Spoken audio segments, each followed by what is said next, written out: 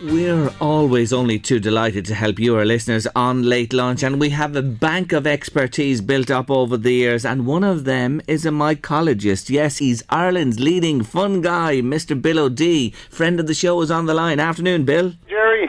How are you, Bill? I'm very well. How are you keeping up there? Oh, we're keeping well, but we want to find out from you how the mushrooms and the fungi populations have been faring in Ireland this year. But first up, we sent you down that photograph from a Late Lunch listener. What are we looking at, Bill, in that snap? That's an Earthstar, Jerry. It's a type of puffball. And you can see, when you see that, I remember when I first saw them when they're closed, they look like bulbs. You know, like plant bulbs, like a daffodil bulb kind of thing that comes out of the ground, a dark colour with a kind of, you know, and then as they open, they kind of open into little quarters, and the bits on the outside, the peels kind of bend backwards, and they lift up a kind of a puffball in the middle. Right. And it's quite a beautiful looking thing. They call them Earthstars.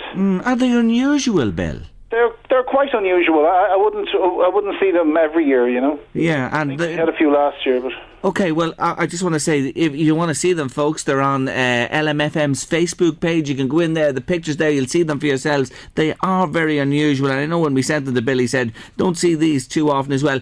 I take it they're not edible. No, they're not edible. No. That is a very important. Look well, very unusual, but they certainly can't head for the pan. Let's talk in general this year. Or last year I did a mushroom hunt with you with Tara Walker here in the locality. What's 2016 been like for you guys? It's been very good. Jesus, we saw a lot of mushrooms, you know, around the place, and we were. I mean, there were certain times of the year, certainly around Wicklow and that, where we were doing a lot of our activity, where the forest floor was just full of all different types of mushrooms. I don't know, did you see that up around you guys? Yeah, I think there was a good spread of them as well, and I heard, you know, the common field mushroom as well at times during the summer. It certainly was a good year for mushrooms, because that's what most people pick, unlike yourselves, the specialist, Bill, with the foraging in the woods and that. But can I ask you this? In terms of the weather, you know, this autumn that we had, where the weather really settled down late August, and it's really only broken this week, is that a good scenario for fungi? Oh, absolutely. Yeah, that's Why? prolonged the season. That prolongs and it, it's really the frosts then are just kind of triggering the end of the season. So we get the late season mushrooms come now, the bluets and the lactarius, the saffron milkcap and things like that. They come late in the season, and the yellow leg chanterelles. And they are all edible ones you mentioned there? They're all edible ones, yeah. And they'll come despite the fact, because the last few nights the temperatures has dipped. I've seen the white frost on the roofs and the grass the last couple of days. They'll still come, will they, for a little while longer? Yeah, they'll go on for a little while, yeah. But you'll find, like, a lot of the seps and the early chanterelles and that, they're all more or less finished. Okay, so there's still a little bit of picking there to be done. Again, I know I was with you and I saw you in action, and it's great to have an expert with you. But, you know, when you're out on your own and maybe you have a little reference book or things like that with you, you still need to be very careful what you consume. You do. I don't know, Jerry, if you've ever had the experience, lots of people have had it, where they've looked up a mushroom in a book and they're saying, geez, that's it, everything's right, it looks right.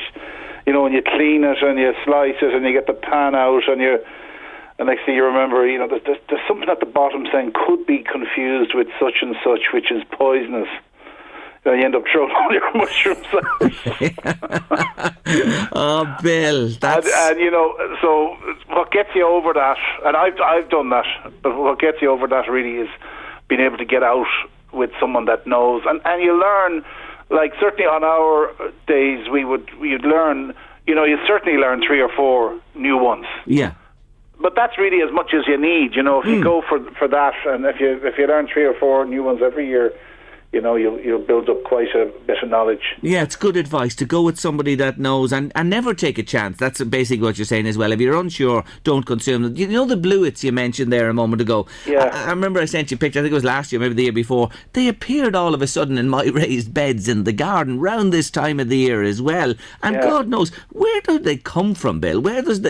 How do they just appear? Yeah, so the mushroom is the fruiting body of the mycelium colony. So the main organism is under the ground, and it's typically interacting with the roots of the plants and the trees, often in a good way, where it's exchanging nutrients. When you see fairy rings and that, yeah, a fairy ring is basically the edge of a mycelium colony where it's exchanging nutrients with the grass, and that's why you have the greener grass in a ring. Right. So a healthy soil is full of this mycelium and these fungal colonies. And, it's essential to the health of the soil, and you want that there. Some people say about, I've got mushrooms in my garden, how do I get rid of them?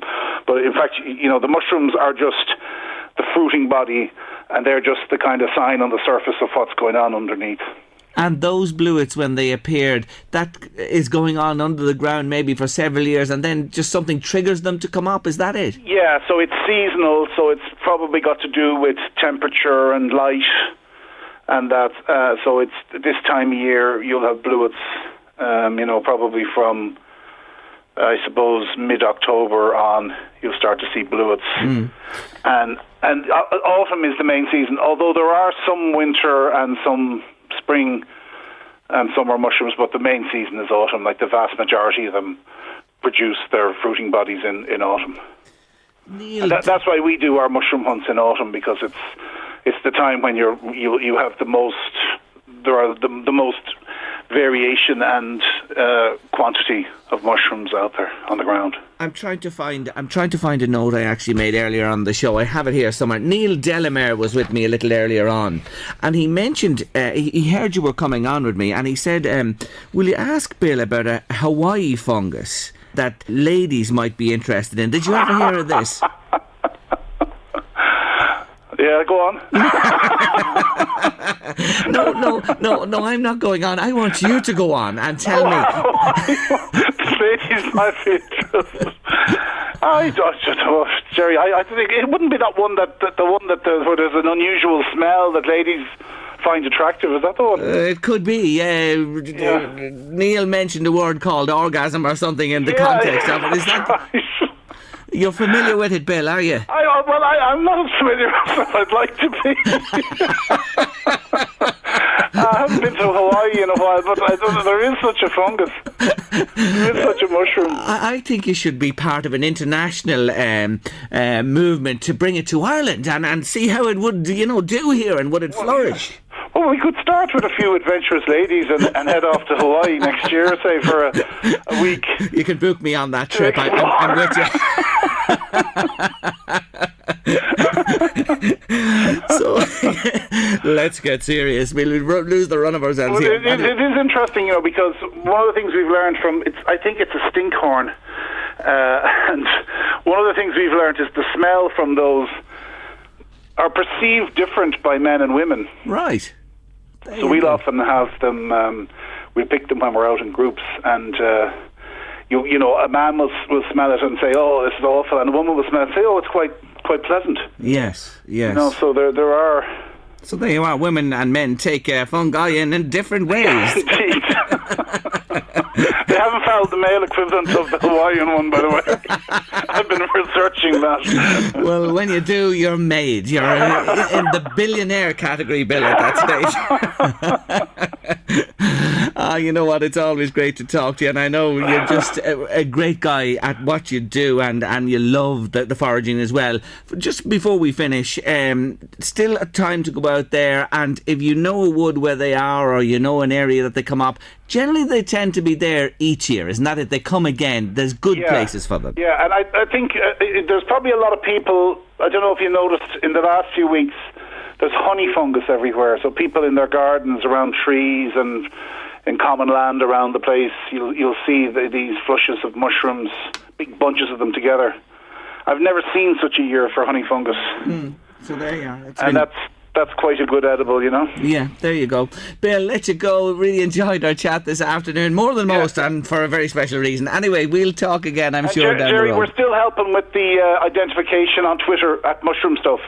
At Mushroom anyone Stuff. who uses Twitter at Mushroom Stuff, or we're mushroomstuff.com is the website. So if anyone wants a hand with identification, just send us a picture and we'll give them an indication. We'd be glad to help. Thank you very much, Bill. Take care of yourself. Thanks, Happy foraging. That's Bill O'D there, and he is Ireland's leading mycologist, and fun as well for sure. Hawaii.